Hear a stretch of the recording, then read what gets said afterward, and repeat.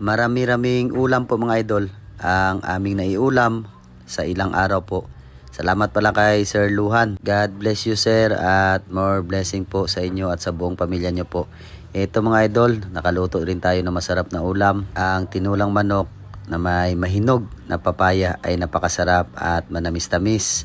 Mas masarap talaga mga idol kapag samahan pa rin natin, nakakasama yung buong pamilya natin sa araw-araw o hapagkainan mga idol. Hello po mga idol, magandang gabi po sa atin lahat. Ito, kabili po tayo ng isang sakong bigas ng dahil po kay Sir Luhan na may mabuting puso. At salamat din sa inyong lahat mga idol sa mga blessing din po na binibigay po sa amin. At habang nasa trabaho ako mga idol, sinabihan ko si Mrs. na pakukuluan o palambutin yung native na manok na nabili ko kasi lulutuin ko mga idol. At ito, nilagyan ko ng tanglad tapos sayuti. Wala kasing papaya mga idol. Masarap sana kung may papaya to at sakto lang talaga yung sabaw nilagay natin. At ang dami pala namin na iulam mga idol sa blessing na binigay po sa amin ni Sir Luhan. Hindi po namin nakalain mga idol na may mga tao talaga na mabubuting puso na napakabait po. Alam ko ang kabaitan po ninyo lahat mga idol. Panginoon na po ang magsukli sa mga blessing na inyong binahagi sa amin mga idol o sa aking buong pamilya mga idol. Siyempre kahit marami man tayong negatibong comment na nababasa mga idol, ay binabaliwala ko na po yan at hindi ko na rin pinapansin. Kasi pag papansinin ko yan mga idol ay masasaktan lang po tayo. Kaya luto na po ang lahat mga idol, ay kain po tayong lahat. Thank you Lord sa pagkain na nasa aming harapan. Amen. Yan, kain po tayong lahat mga idol sa simpleng ulam lang na sobrang sarap at pagsasaluhan naming lahat mga idol. Kaya sa lahat ng mga positibong comment sa amin mga idol na natatanggap namin, maraming salamat talaga. Nakakagaan ng damdamin para sa akin mga idol. At pagka umagahan mga idol ay dumiretso po kami dito sa Veterans upang mag-order kami ni Mikmik ng Jollibee. Kasi nga po gusto rin ni Sir Luhan na makakain yung mga anak ko mga idol ng masarap na pagkain tulad nito mga idol. Alam ko paborito din ito sa lahat ng mga kabataan. At shout out na din kay ma'am. Salamat sa pag-assist ma'am. Bali 30 minutes po kami nagantay mga idol.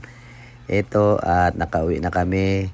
Sobrang blessed, sobrang saya talaga namin. Salamat sa Panginoon na napakabait niya talaga sa amin, sa aking pamilya mga idol, lalong-lalo na sa mga taong mababait at mabubuting puso. Naway pagpalain po kayo ng Panginoon mga idol. Ito pala mga idol ay linggo, tapos linggo na ng gabi ay ito, naganda na naman tayo ng ulam. Ito nga sinabi ko mga idol, marami talagang ulam na nabili namin at karne na naman po yung niluto ko.